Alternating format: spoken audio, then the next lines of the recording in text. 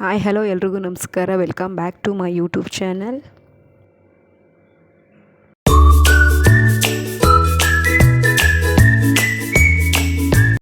ಇವತ್ತಿನ ಬ್ಲಾಗ್ ನಾನು ಮನೆಯಲ್ಲೇ ಮಾಡುವಂಥ ಖಾರ ಬೂಂದಿ ರೆಸಿಪಿ ವಿಡಿಯೋ ಶೇರ್ ಮಾಡ್ತಾಯಿದ್ದೀನಿ.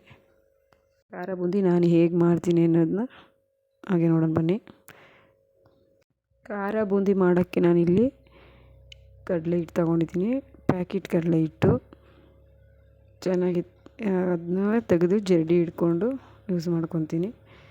ಇಲ್ಲಿ ನಾನು ಒಂದು ಅರ್ಧ ಬೌಲಷ್ಟು ಮಾತ್ರ ತೊಗೊಂಡಿದ್ದೀನಿ. ಕಡಿಮೆ ಪ್ರಮಾಣದಲ್ಲಿ ಮಾಡ್ತಾಯಿದ್ದೀನಿ, ಆದ್ದರಿಂದ ಅರ್ಧ ಬೌಲು ಕಡಲೆ ಹಿಟ್ಟು ಸೇರಿಸ್ತಾಯಿದ್ದೀನಿ. ಹಾಗೆಯೇ ಕಡಲೆ ಹಿಟ್ಟಿಗೆ ಸ್ವಲ್ಪ ಅರಿಶಿನ ಪುಡಿ ಸೇರಿಸ್ತಾಯಿದ್ದೀನಿ. ಅರಿಶಿನ ಪುಡಿ ಸ್ವಲ್ಪ ಕಲರ್ಗೆ ಸ್ವಲ್ಪ ಅರಿಶಿನ ಪುಡಿ ಹಾಕ್ಕೊಂಡು ನಂತರ ನಾನಿಲ್ಲಿ ಒಂದು ಸ್ಪೂನ್ ಉಪ್ಪು ಹಾಗೆ ಒಂದು ಚಿಟಿಕೆಯಷ್ಟು ಸೋಡಾ ಕೂಡ ಹಾಕ್ತಾಯಿದ್ದೀನಿ. ಸೋಡಾ ಹಾಕ್ಕೊಂಡು ಈ ರೀತಿ ಚೆನ್ನಾಗಿ ಮಿಕ್ಸ್ ಮಾಡ್ತಾಯಿದ್ದೀನಿ. ನೀಟಾಗಿ ಇದನ್ನ ಮಿಕ್ಸ್ ಮಾಡ್ಕೊಳ್ಳೋಣ. ಆನಂತರ ಇದಕ್ಕೆ ಸ್ವಲ್ಪನೇ ನೀರು ಸೇರಿಸ್ಕೊಂಡು ಗಂಟು ಇಲ್ಲದ ರೀತಿ ನೀಟಾಗಿ ಇದನ್ನ ಮಿಕ್ಸ್ ಮಾಡ್ಕೊಳ್ಳೋಣ.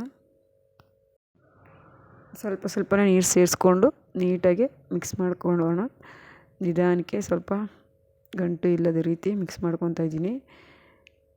ಈ ರೀತಿ ಇದರಲ್ಲಿ ಮಾಡೋದ್ರಿಂದ ಸ್ವಲ್ಪ ಗಂಟು ಬರೋದು, ಆದ್ದರಿಂದ ಮಾಡ್ತಾಯಿದ್ದೀನಿ. ಇಲ್ಲ ಸೌಟಲ್ಲಿ ಕೂಡ ಮಾಡ್ಬೋದು.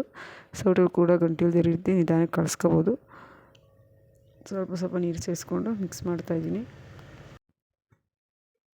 ಹಾಗೆ ನೋಡ್ಬೋದು, ಈ ರೀತಿ ಮಿಕ್ಸ್ ಮಾಡಿಕೊಂಡು ಸೌಟು ತಗೊಂಡು ನಮಗೆ ಯಾವ ಅದಕ್ಕೆ ಬೇಕೋ ನೋಡಿಕೊಂಡು ಆನಂತರ ಎಣ್ಣೆಲಿ ಕರ್ಕೋಬೇಕು. ಹಾಗೆಯೇ ಈಗ ಸೌಟಲ್ಲಿ ಕೂಡ ಯಾವ ರೀತಿ ಇದೆ ಅನ್ನೋದನ್ನ ತೋರಿಸ್ತೀನಿ.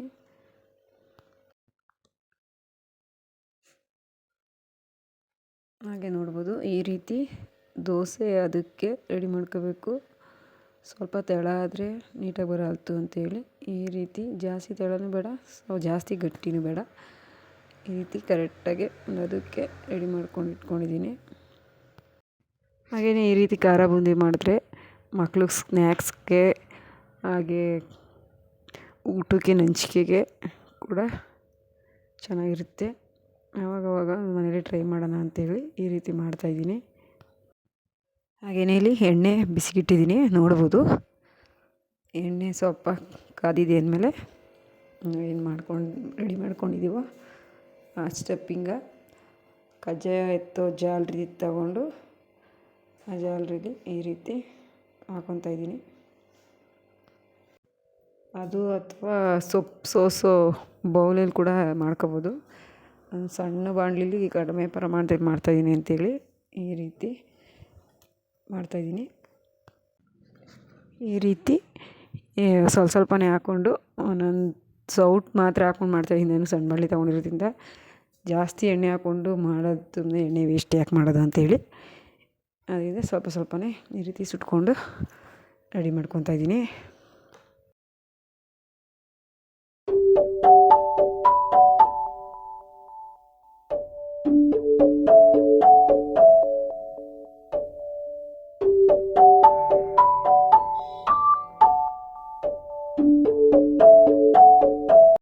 ಈ ರೀತಿ ಸುಟ್ಟಿಟ್ಕೊಂಡಾದಮೇಲೆ ಒಂದು ಸ್ಪೂನು ಅಚ್ಕಾರದ ಪುಡಿ ಸೇರಿಸ್ತಾಯಿದ್ದೀನಿ.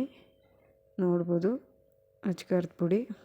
ಹಾಗೆಯೇ ಗರಂ ಮಸಾಲ, ನಾವು ಬೇರೆ ಮಸಾಲ, ಚಿಕನ್ ಮಸಾಲ ಆ ರೀತಿ ಹಾಕ್ಬೋದು. ನಾನು ಇಲ್ಲಿ 2 ಮಸಾಲ ಸೇರಿಸ್ತಾ ಇರೋದು, ಒಂದು ಅಚ್ಕಾರದ ಪುಡಿ ಹಾಗೆ ಗರಂ ಮಸಾಲೆ ಸೇರಿಸ್ಬಿಟ್ಟು ಆನಂತರ ಇಲ್ಲಿ ನಾನು ಒಗ್ಗರಣೆಗೆ ಸ್ವಲ್ಪ ಎಣ್ಣೆ ಹಾಗೆ ಒಂದು ಇಡೀ ಕಡಲೆಬೀಜ, ಹಸಿ ಕಡಲೆಬೀಜ ಹಾಗೆ ಕರಿಬೇವಿನ ಸೊಪ್ಪು ಹಾಕ್ಕೊಂಡು ಎಣ್ಣೆಲಿ ಒಗ್ಗರಣೆ ಮಾಡ್ಕೊತಾ ಇದ್ದೀನಿ.